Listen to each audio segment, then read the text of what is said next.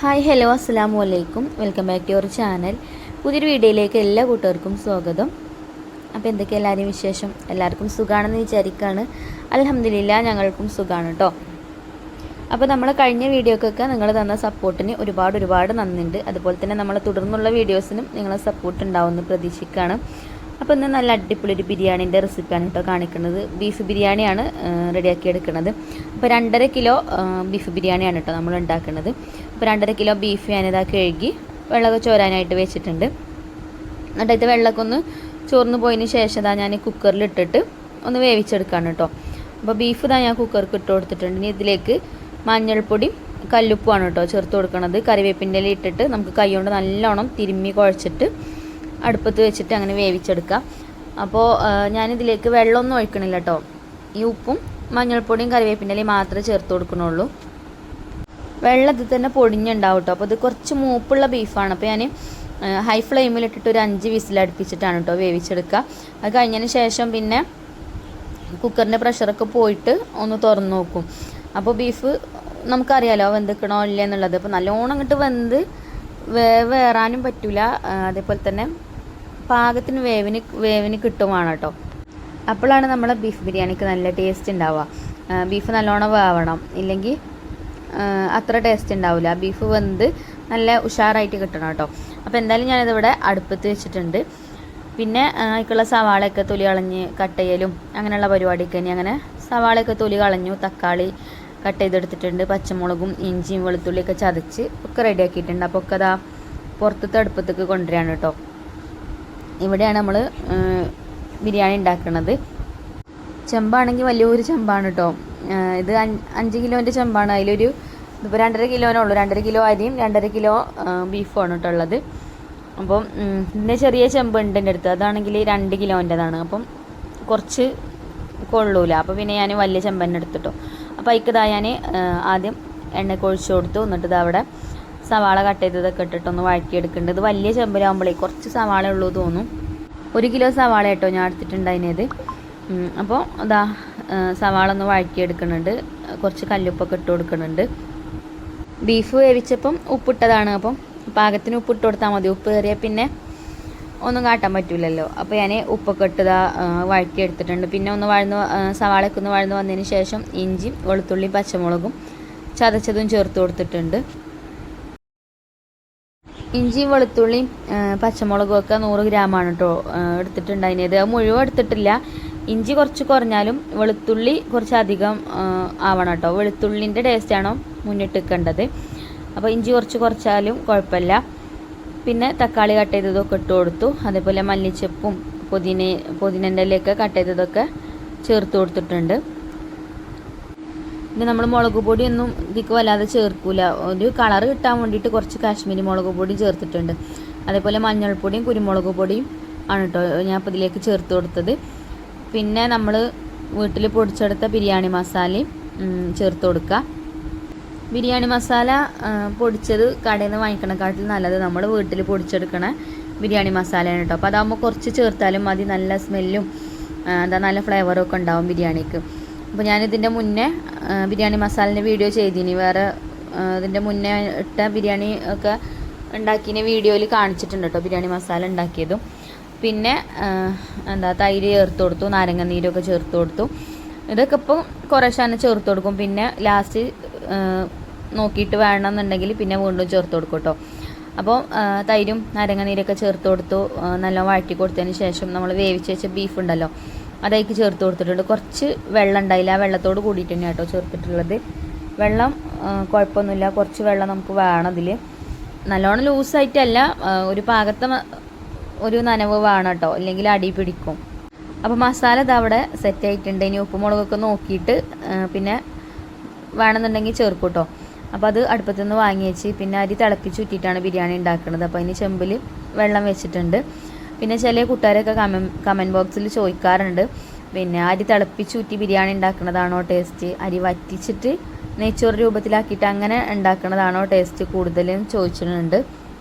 അരി തിളപ്പിച്ചൂറ്റിയിട്ട് ബിരിയാണി ഉണ്ടാക്കുന്നത് ടേസ്റ്റ് കൂടുതൽ ആണെന്നാണ് എനിക്ക് തോന്നിയിട്ടുള്ളത്. അതേപോലെ വറ്റിച്ചിട്ടുണ്ടാക്കിയാലും ബിരിയാണി ടേസ്റ്റൊക്കെ ഉണ്ടാവും.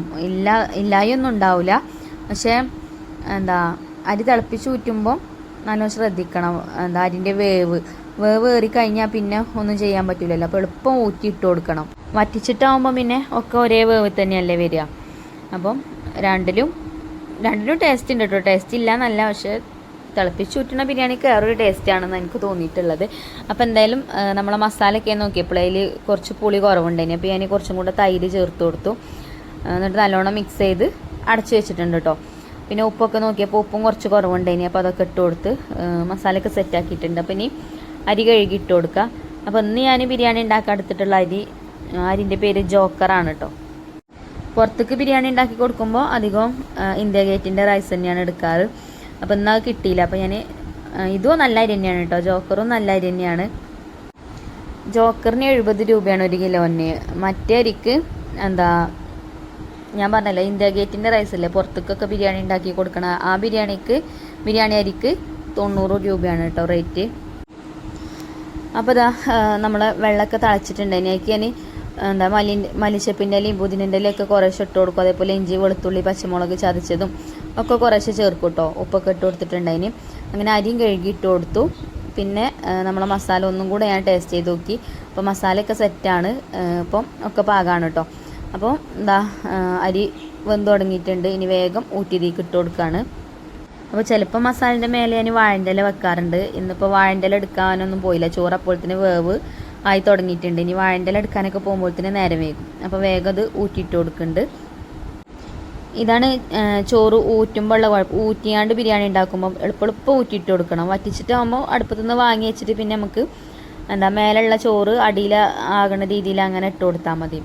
ശ്രദ്ധ വേണമെന്നുള്ളൂ കേട്ടോ.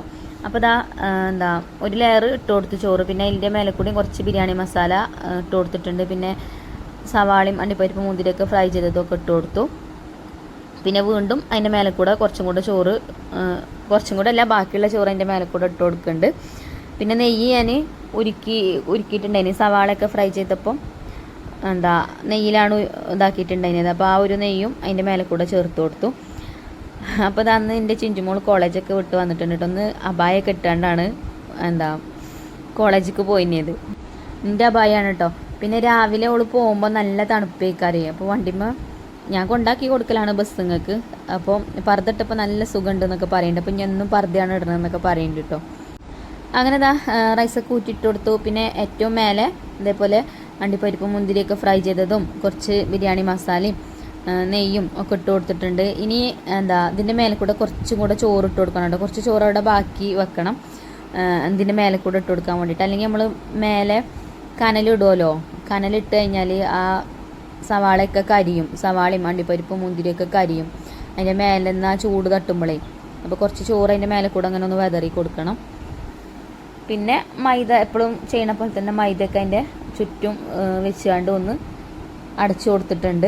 അടപ്പ് വെച്ചാണ്ട് നല്ലോണം ഒന്ന് ടൈറ്റാക്കി അടച്ചു കൊടുക്കുന്നുണ്ട്. ഇനി നല്ലോണം ടൈറ്റായെങ്കിലുള്ളൂ ആവിയിൽ കടന്നിട്ട് ആവി നല്ലോണം കയറണം ബിരിയാണിക്ക്. ദമ്മ് നല്ലോണം കയറണം. അപ്പോഴാണ് ബിരിയാണിക്ക് നല്ല ടേസ്റ്റ് ഉണ്ടാകുക. ദം ബിരിയാണി ആവുള്ളൂ. അപ്പോൾ അതാട്ടോ അങ്ങനെ അടച്ചു വെച്ചിട്ട് ഞാൻ അടുപ്പത്ത് വെച്ചിട്ടുണ്ട്. ഇനി ആ നടുഭാഗത്തുള്ള തീയൊക്കെ അപ്പുറത്തേക്കും ഇപ്പുറത്തേക്കും ഒന്ന് ആക്കി കൊടുക്കും. നല്ല കനലും ഉണ്ട് കേട്ടോ അടുപ്പിൽ. അപ്പോൾ ഇനി ഞാൻ ഓലക്കൊടി വെച്ചിട്ട് കത്തിക്കുക ചെയ്യണത്.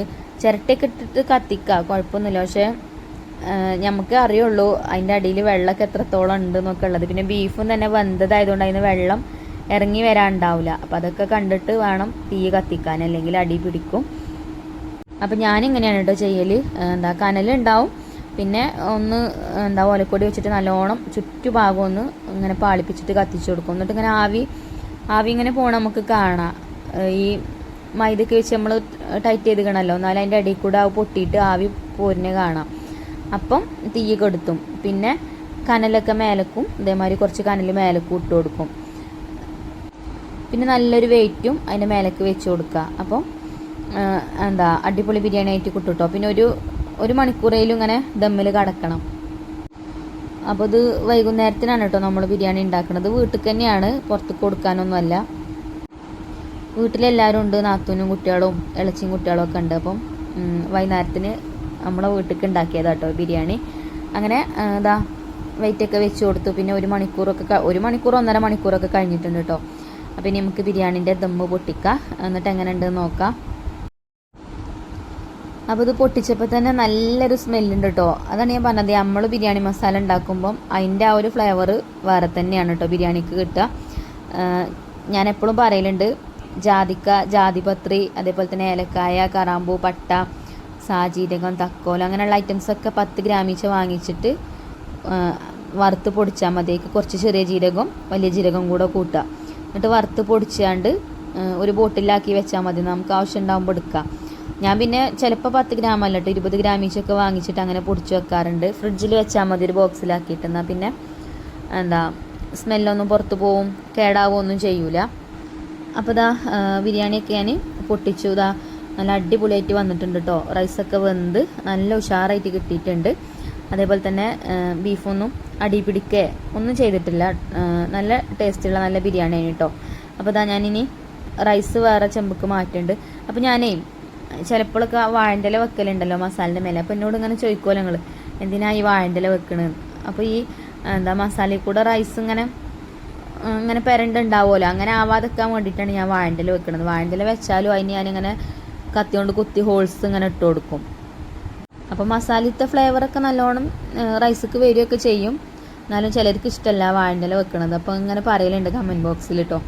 അപ്പോൾ ഇന്ന് ഞാൻ വാഴൻ്റെ ഇല വെച്ചിട്ടുമില്ല. കണ്ടില്ലേ നല്ല അടിപൊളിയായിട്ട് വന്നിട്ടുണ്ട് കേട്ടോ. അടിയിലൊന്നും പിടിച്ചിട്ടില്ല. അപ്പം ഇനി ബീഫ് ബിരിയാണി ഉണ്ടാക്കാൻ അറിയാത്തവരും ഇതേപോലെ ഉണ്ടാക്കി നോക്കുകൊണ്ട്. ബീഫ് ബിരിയാണി ഉണ്ടാക്കാൻ അറിയാത്ത ആൾക്കാരൊന്നും ഉണ്ടാവില്ല, അധികം ആൾക്കാരും ഉണ്ടാക്കുന്നത് തന്നെയാണ്. എന്നാലും ഈ ഒരു രീതിയിൽ ഉണ്ടാക്കാത്തവരുണ്ടെങ്കിൽ ഒന്ന് ഉണ്ടാക്കി നോക്കൊണ്ട് കേട്ടോ. നല്ല ടേസ്റ്റാണ്. നമ്മൾ കല്യാണ വീട്ടിലത്തെ ബിരിയാണി ഉണ്ടല്ലോ, അതിൻ്റെ ആ ഒരു ടേസ്റ്റാണ്. അപ്പോൾ ഇന്നത്തെ വീഡിയോ അത്ര തന്നെ ഉള്ളൂ. എല്ലാവർക്കും ബിരിയാണിയൊക്കെ ഇഷ്ടപ്പെട്ടിട്ടുണ്ടായിന്. ബിരിയാണി കഴിക്കാൻ ഇവിടെ എൻ്റെ ചുറ്റിനും ആൾക്കാരുണ്ട് കേട്ടോ. അപ്പോൾ ഞാൻ ഒന്ന് വീഡിയോ എടുത്തിട്ട് പിന്നെ എല്ലാവർക്കും വിളമ്പി കൊടുക്കാമെന്ന് വിചാരിച്ചിട്ടാണ്. അപ്പോൾ പ്ലേറ്റിക്ക് ഞാൻ ബിരിയാണിയൊക്കെ വിളമ്പിയിട്ടുണ്ട്, റൈസും വിളമ്പി, മസാലയും വിളമ്പിയിട്ടുണ്ട്. നല്ല അടിപൊളിയാണ് കേട്ടോ.